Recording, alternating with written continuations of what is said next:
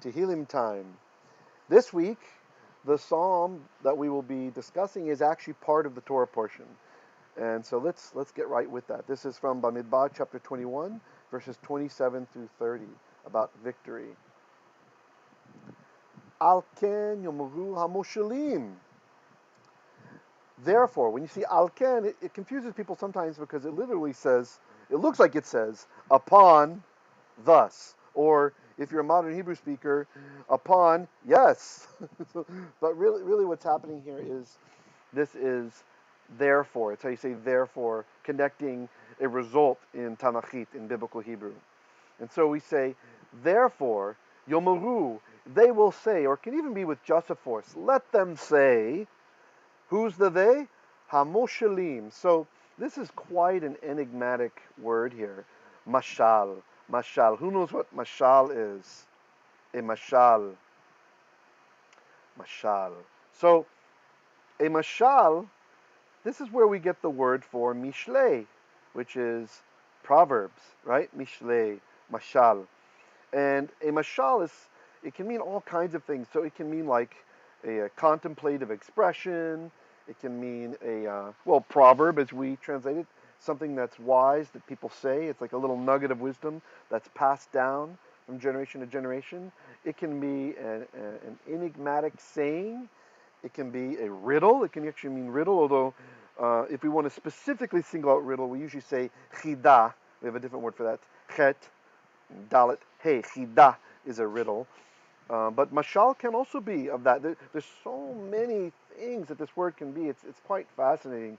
I have this resource called the Theological Dictionary of the Old Testament. And if you look up mashal, I believe it's 28 pages long, the essay about this root, mashal. Just so many things. You could have an entire drash just on mashal and the variant words that come from mashal and how it's so important how it's used in context. Like we're learning many of the Hebrew words, in Tanakh at least, they might have 10 or 12 different shades of meaning, and they're totally governed by what's in context.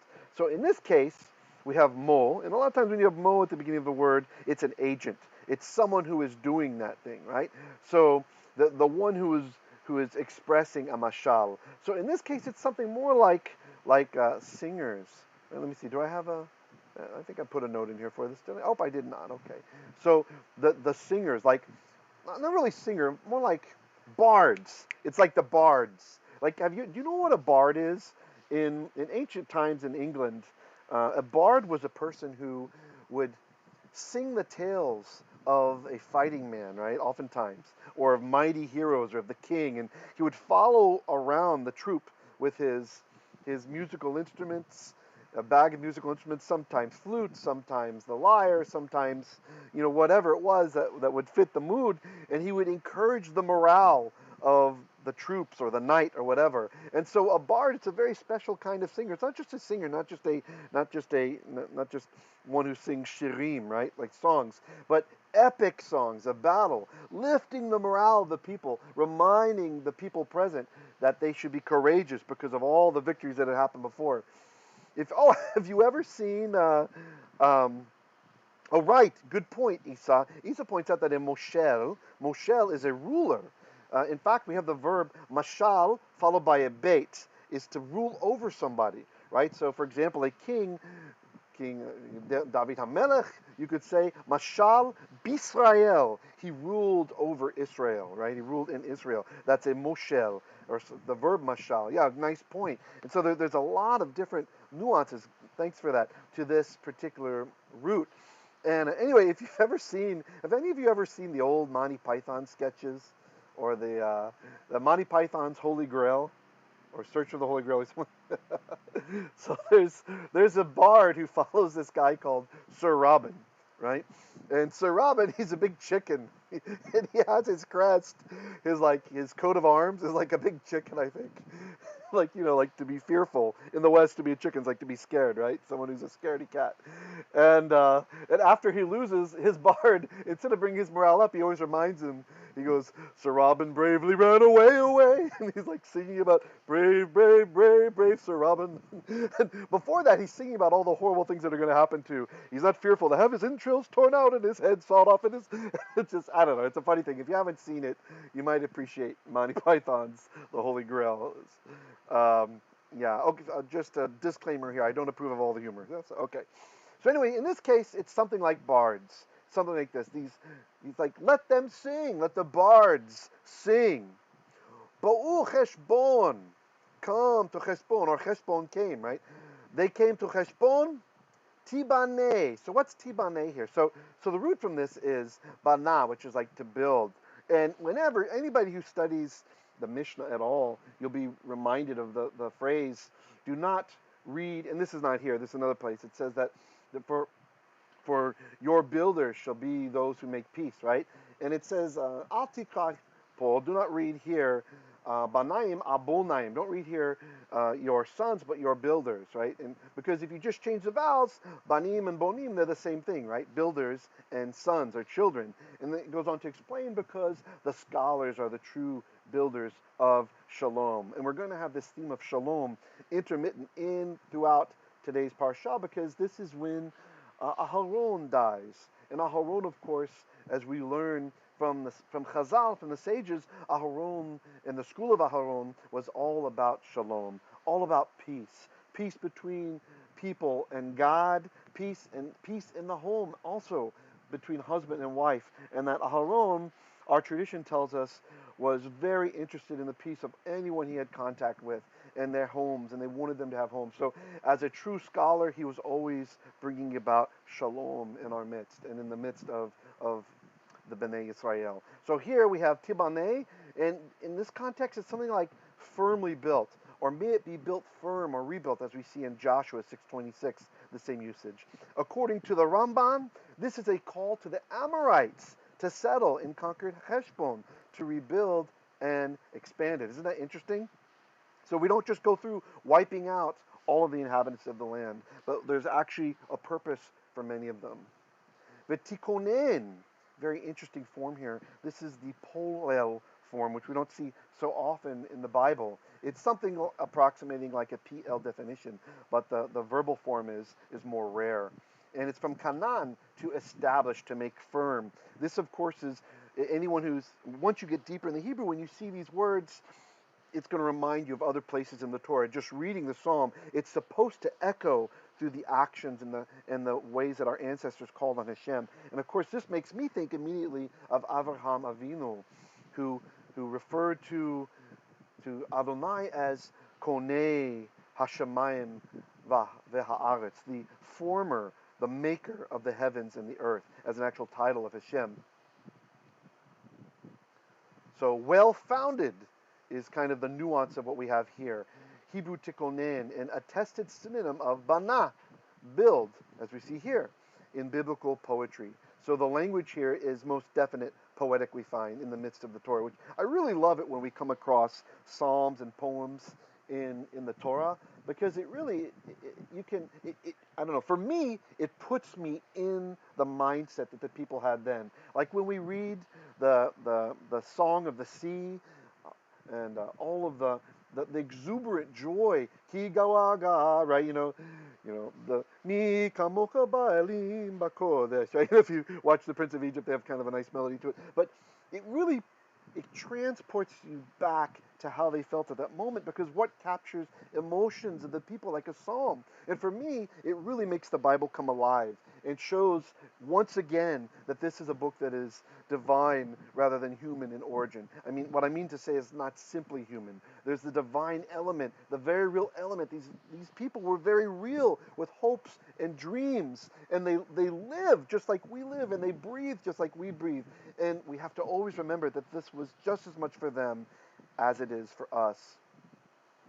Ir Sichon, the city of Sichon. And for me, it feels like Ir has a little bit of a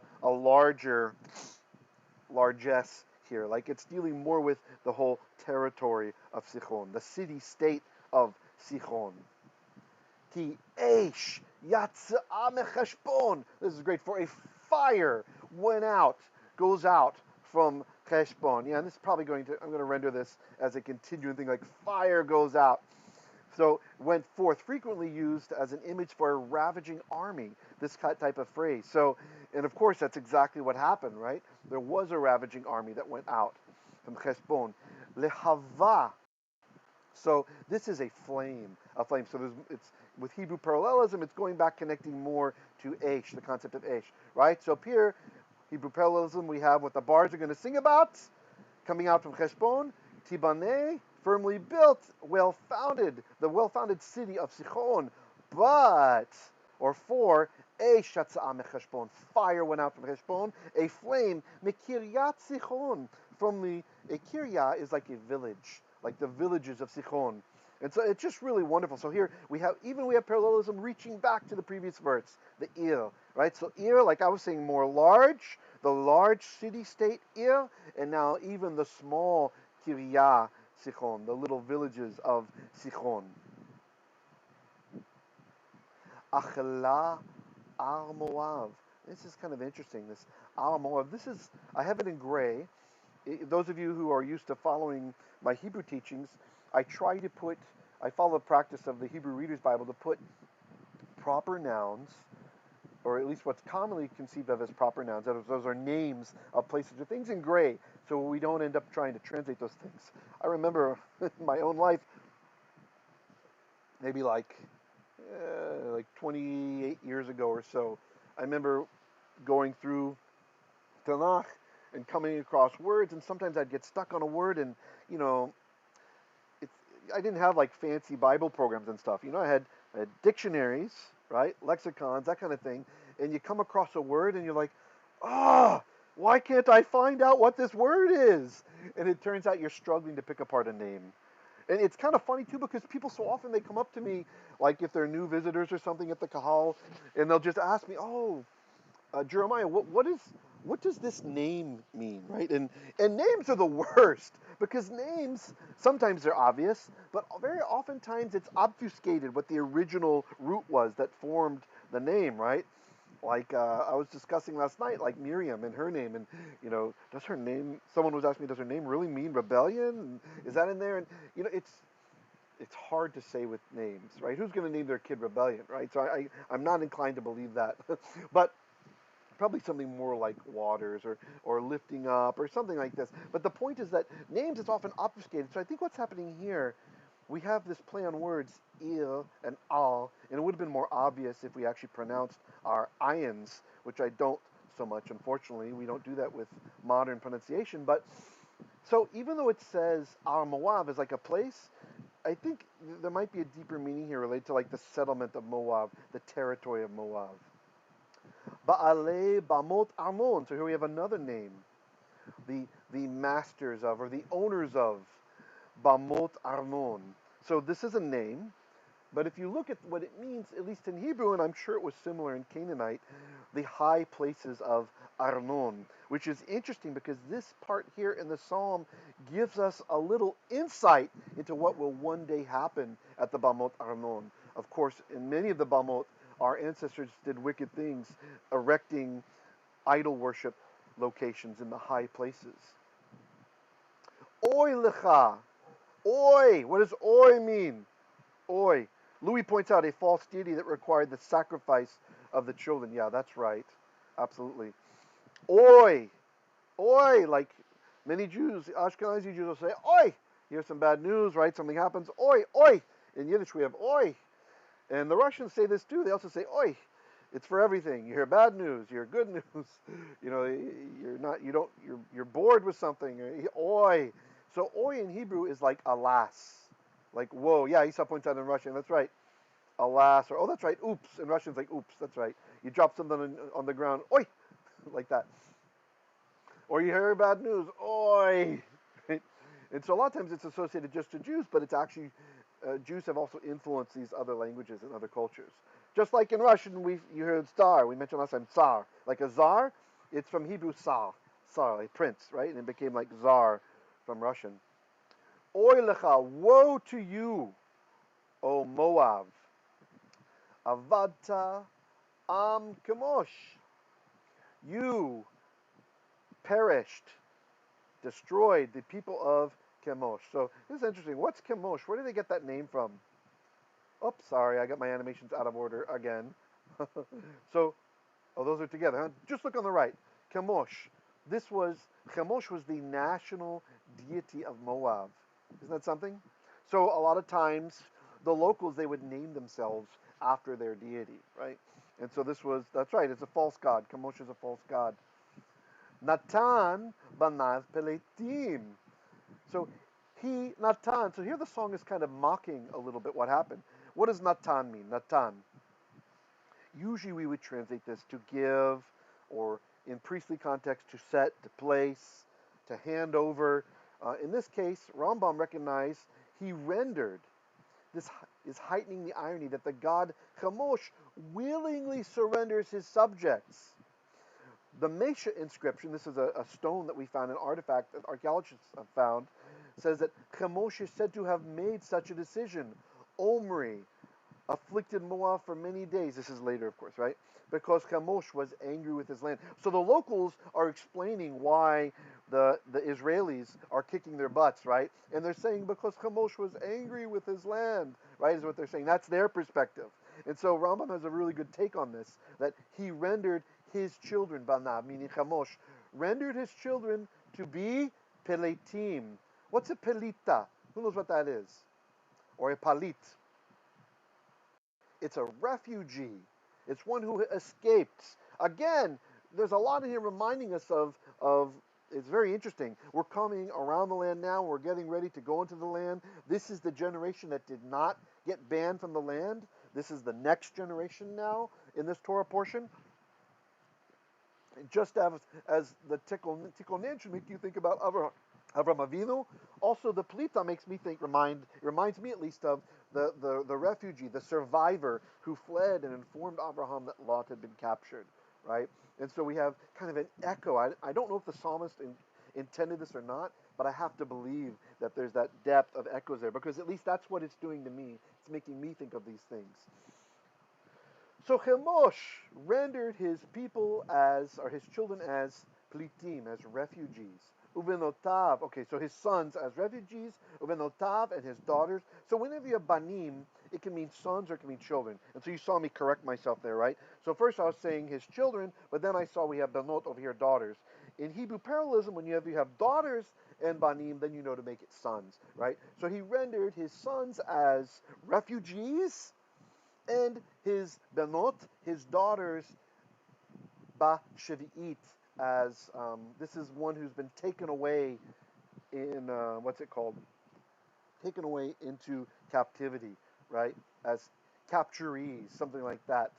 Le, and here le, it probably doesn't mean to. I think here we're going to render this as by.